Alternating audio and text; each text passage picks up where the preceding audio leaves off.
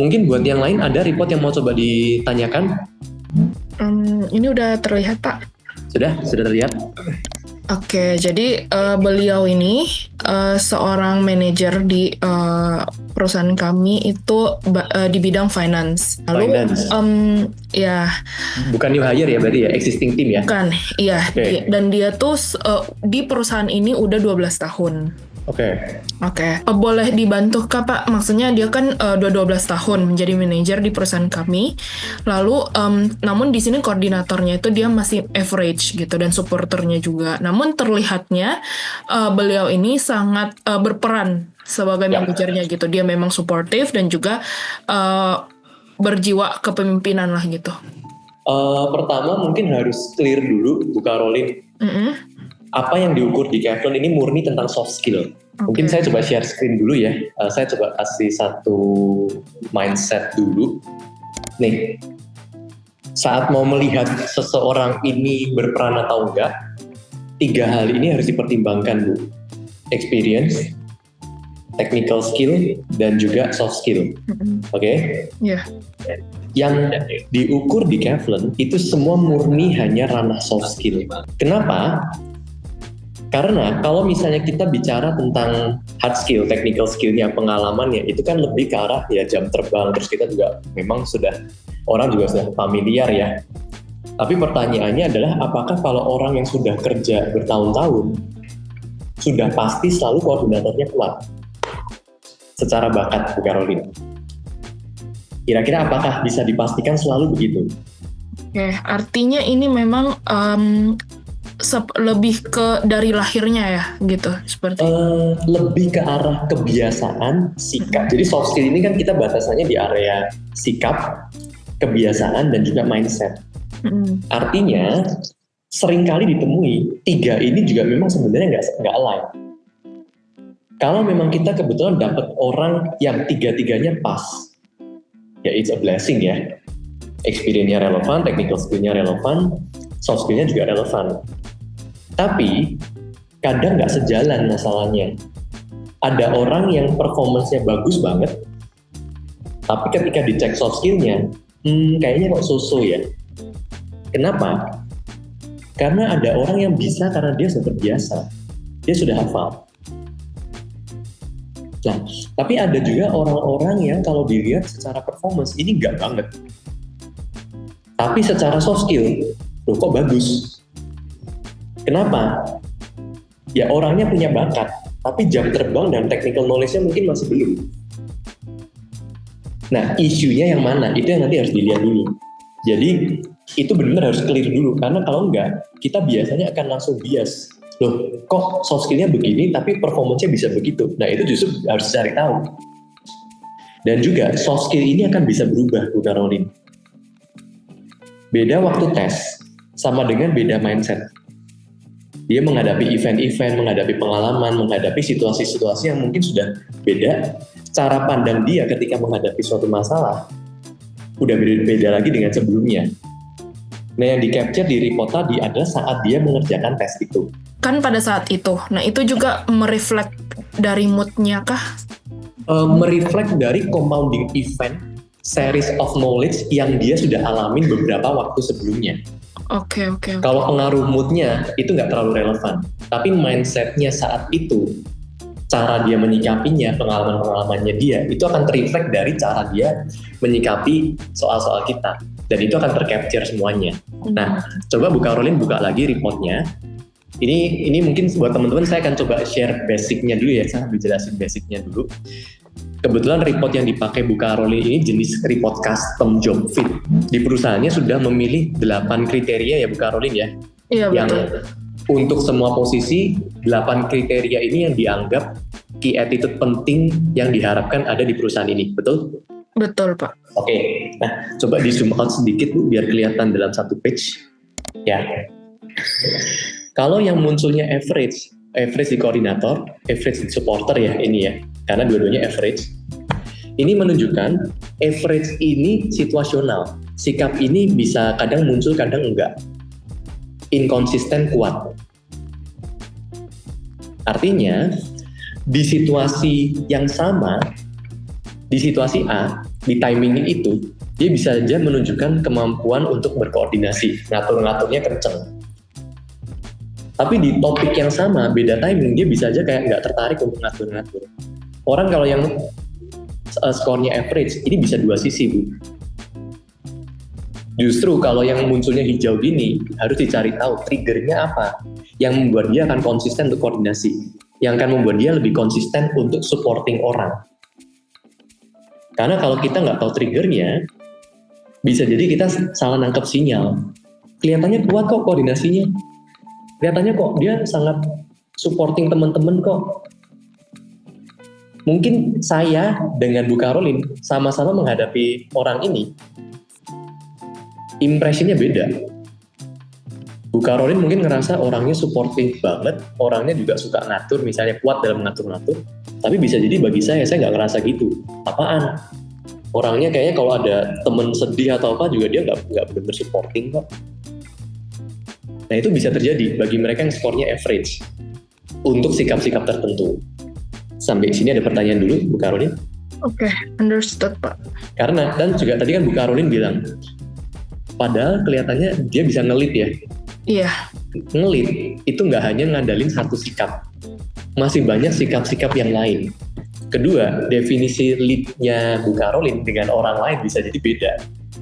Nah, supaya nggak rancu, kita akan stay di kriteria yang ada di sini aja.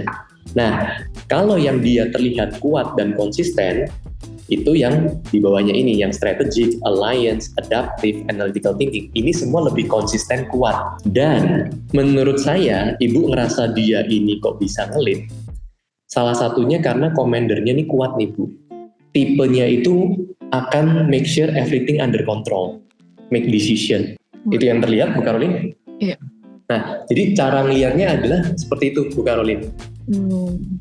Nah, tinggal gini, kalau misalnya Bu Caroline expect dia most of the time being supportive dan most of the time selalu berkoordinasi. Nah, Ibu harus cari tahu triggernya apa. Karena bisa jadi yang hijau ini pengaruhnya itu dari mood, dari topik, timing, orang. Dan tergantung dia lagi, hanya dia sama yang di atas yang tahu. Nah, kalau kita nggak tahu triggernya apa, kita bisa jadi misleading jadinya. Sekarang coba lihat strength-nya apa lagi, dan weakness-nya apa lagi. Nah, dari situ baru dipakai untuk kita harus antisipasinya yang mana ya. Karena di situasi yang nggak tepat, ya jadi nggak tepat. Dari strength weakness-nya ada yang mungkin dirasa mau diklarifikasi. Mungkin di ini sih Pak, di traits-nya. Untuk lack of commitment, ini boleh please elaborate gitu. Ya. Kalau lack of commitment biasanya orangnya kadang harus agak diingetin sih. Pak, jangan lupa ini ya. Pak, jangan lupa ini ya. Itu sih. Nah, cuman memang ya agak harus diperhatiin. Kalau ternyata di peran yang memang dia harusnya bertanggung jawab dan dia accountable untuk bagian itu, tapi dia nggak komit, ya berarti kan itu ya Bu Caroline perlu pay attention lebih kan, atau usernya perlu pay attention kan. Karena kalau dikit-dikit harus diingetin terus kan ya capek juga ya, apalagi kalau untuk posisi yang memang sudah senior. Nah, perlu dipastikan aja dia aware dengan apa yang jadi tugasnya. Ya, let's expect dia bisa most of the time konsisten untuk punya komitmen melakukannya. Nah, itu aja mungkin perlu diingetin. Karena kalau enggak kita bisa salah ekspektasi, Bu. Ini udah di level gini kok harus begini-begini sih. Ya level kan masalah jenjang, masalah tingkatan. Tapi kalau masalah attitude kan memang masalah karakter orangnya. Kebayang? Iya Pak, kebayang. Itu yang terjadi? Ya. Oke. Ini kan juga orangnya kuatnya di field and outdoor mastery ya? Iya. Ya ini sebenarnya tipe yang sayang kalau banyak di belakang meja sih sebenarnya. Lebih baik banyak dilibatin untuk keluar ya. Tapi ya kalau memang role-nya finance ya make sure aja ruangannya nggak terlalu tertutup. Dia masih bisa jalan-jalan atau lihat orang. Ini tipenya lebih nyaman kalau harus ke lapangan sih. Nah itu jadinya misplaced gitu Bu Caroline. Kebayang? Oke Pak, kebayang. Oke, sebentar. Kalau di atas lagi Bu, strength and weakness-nya apakah ada yang mungkin kayak mau di-clarify? Paling yang tadi sih Pak, di managerial leadership. Dan ini juga politeness, karena the person sendiri memang tidak, maksudnya kayak dia sangat menunjukkan polite ke yang lain gitu. Ya. Jadi menurutku memang agak berbanding terbalik gitu. Ya, kalau misalnya dia terdetek nggak kuat politeness-nya, tapi dia showing politeness, dan ada mungkin ada trigger yang lain. Motivasinya apa Bu? Yang paling bawah coba. Satisfaction and reward benefit kan. Ya bisa jadi memang ada dia mendapatkan benefit yang memang relevan, ya akhirnya yang keluar juga alternate-nya. Tapi kalau by default pada dasarnya orang ini akan terlihat nggak polite. Coba coba di strength-nya ada counternya apa nggak? Coba lihat. Commercial awareness, terus being realistic, oke. Halaman berikutnya tadi berarti yang weakness adalah politeness ya. Iya. Yeah.